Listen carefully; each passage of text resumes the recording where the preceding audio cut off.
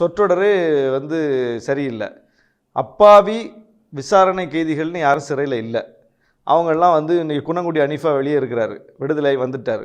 ஏற்கனவே இங்கே 10 ஆண்டுகள் சிறையில் இருந்த மதானி வெளியே வந்துட்டார். அப்போ எப்படி வந்தாங்கன்னா அவங்கெல்லாம் விசாரணை கைதிகளாக இருந்தாங்க. கிட்டத்தட்ட 130 பேர் விடுதலை ஆயிட்டாங்க கலைஞர் காலத்திலே 2007. குறிப்பாக நான் சொல்ல முடியும், இன்னைக்கு கோவை வழக்கில், குண்டுவெடிப்பு வழக்கில் 50க்கும் மேற்பட்ட தமிழர்கள், இஸ்லாமிய தமிழர்கள் சிறையில் இருக்கிறாங்க. அவர்களுக்கு ஆயுள் தண்டனை கைதிகள் இருக்கிறார்கள், தண்டனை விசாரணை கைதிகள் பல பேர் இருக்கிறார்கள். இப்ப இதுல என்னன்னா அவர்களுக்கான சட்டப்படியான உரிமைகள் மறுக்கப்படுகிறது.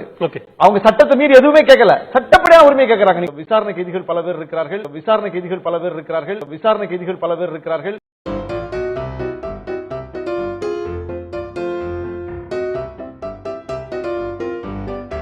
குணங்குடி அனிஃபா வெளியே இருக்கிறாரு, விடுதலை வந்துட்டார். ஏற்கனவே இங்கே 10 ஆண்டுகள் சிறையில் இருந்த மதானி வெளியே வந்துட்டார். அப்போ எப்படி வந்தாங்கன்னா அவங்கெல்லாம் விசாரணை கைதிகளாக இருந்தாங்க. கிட்டத்தட்ட 130 பேர் விடுதலை ஆயிட்டாங்க கலைஞர் காலத்திலே 2007. இதை கைது செய்து 13 ஆண்டு காலம் சிறையில் வைத்திருந்தார்கள்.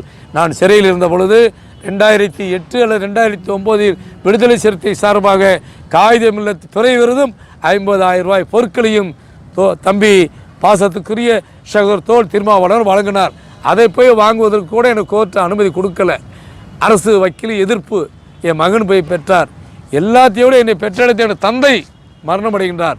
மரண தொழுகையில் கலந்து கொள்வதற்கு கூட உடா நீதிமன்றத்திலே நான் மனு தாக்கல் செய்கின்ற பொழுது அரசு வக்கீல் எதிர்ப்பு தெரிவித்தார்.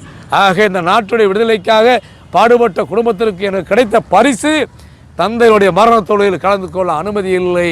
13 ஆண்டு காலம் என்னுடைய வாழ்க்கையே இளைஞராக இருந்த என்னை சிறையில் அடைத்து கொடுமைப்படுத்தினார்கள். நான் போகும்போது இளைஞர், என்னுடைய மனைவி இளமை.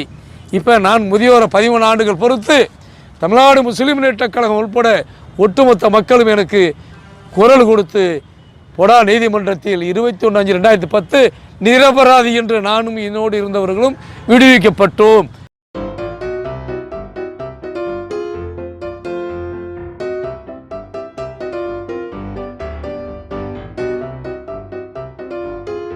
பதினாலு 2/98 மாலை அல்லுமாவை கலைஞர் அரசு தடை செய்கின்றார்கள். அதைத் தொடர்ந்து கோயம்புத்தூர் குண்டுவெடிப்பு சம்பந்தமே இல்லாமல் இருந்த நான் தலைவராக அகில இந்திய ஜிகாத் கமிட்டியை தடை செய்து அடுத்த நாள் என்னுடைய மகள் திருமணம் தேவகோட்டை அருகில் அனுமதிக்குள்ளே நடந்து கொண்டிருந்த பொழுது நூற்றுக்கணக்கான காவல்துறை கைது செய்கின்றார்கள் என்னை. அது முன்னெச்சரிக்கை. தடை செய்யப்பட்டால் அமைப்படை தலைவரை கைது செய்வது இயற்கை. ஆனால் முன்னெச்சரிக்கை கைதின்னு சொல்லாமல் கைது செய்தது மகள் கல்யாணத்தில் வழக்கு பதிவு செய்தது. இப்பொழுது சிதம்பரம் சிறையிலிருந்து விடுதலை வந்திருக்கார். அவர் எங்கள் தொகுதியை சேர்ந்தவர். அவர் தேர்தல் நடைபெறுகின்ற பொழுது நாங்கள் சதி செய்ததாக, சிவகங்கை தொகுதி தேர்தல் நடைபெறாமல் இருப்பதற்கு சதி செய்ததாக என் மீது வழக்கு. ஆனால் கைது பண்ணது மகள் திருமணம். வழக்கு தேர்தல் நடைபெறாமல் இருக்கும்போது சதி செய்து கொண்டிருப்பது கைது பண்ணதாக வழக்கு. சிறைக்கு வந்தவுடன் அந்த திருமண ஆடியோலாம் காட்டிய பிறகு தேவகோட்டை தாலுகா நீதித்துறை நடுவர் எனக்கு விடுதலை கொடுக்கின்றார். விடுதலை கொடுக்கப்படுவது தெரிந்தவுடன் திட்டமிட்டு 6/12/97 திருச்சி, ஈரோடு, கேரளா, ஆலப்புழை இந்த 3 இடங்களில் நடந்த தொடர் வண்டி குண்டுவெடிப்புகளில் நான் தான் சொல்லி செய்தேன் என்று அந்த வழக்கையும் சேர்த்து இன்னும் பல வழக்குகளையும் சேர்த்து தூக்கு கொடுக்கக்கூடிய சட்டப்பிரிவுகளில் 13 ஆண்டு காலம் சிறையில் அடைக்கப்பட்டேன். நான் இதுவரை ஒரு மத்தாப்பு கூட கொடுத்துறதில்லை.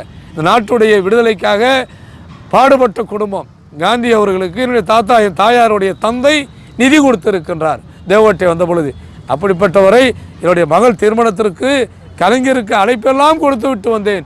ஆனால் திட்டமிட்டு குறிப்பிட்ட ஒரு காவல்துறை அதிகாரி சொன்னதை நான் கேட்கவில்லை என்பதற்காக அவர் சொல்லை கேட்டு இதை கைது செய்து 13 ஆண்டு காலம் சிறையில் வைத்திருந்தார்கள். 91 முதல் 96 வரை திமுக தலைமையில் 7 கூட்டணி இருந்தது. அதில் நான் பொருளாதார பாட்டாளி மக்கள் கட்சியும் ஒன்று. மாதம் அண்ணா அறிவாலயத்தில் கலைஞர் அனைத்து கட்சி கூட்டத்தை கூட்டுவார். அப்பொழுது நானும் பாமக பொருளாளராகிய நானும் பாமக பொதுச்செயலாளர் தலித் எலுமலை அவர்களும் தலைமையில் சார்ந்த முத்துக்குமார் 3 பேர் தான் போவோம். கலைஞருக்கு நல்லா என்னை தெரியும், எவ்வளவு பிரியமாக இருப்பார்.